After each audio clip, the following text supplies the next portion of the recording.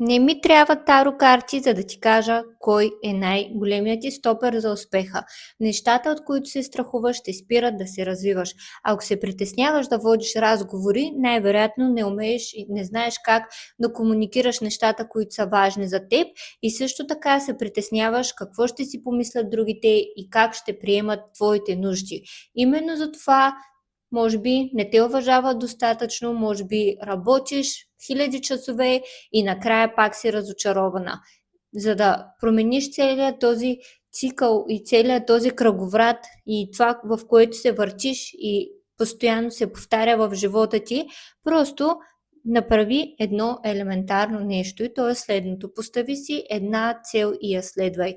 Ако се страхуваш да водиш разговори, просто използвай всяка възможност в живота ти, за да водиш тези разговори, да се научиш как да комуникираш нуждите си и как да комуникираш това, което е важно за теб. Не е нужно да крещиш, нито пък да се свиваш в себе си, за да паснеш на ситуацията, на хората и на екипа. Всеки има правото да бъде уважаван, всеки има правото да комуникира това, което го е наранило или не му харесва. Така че давай смело напред!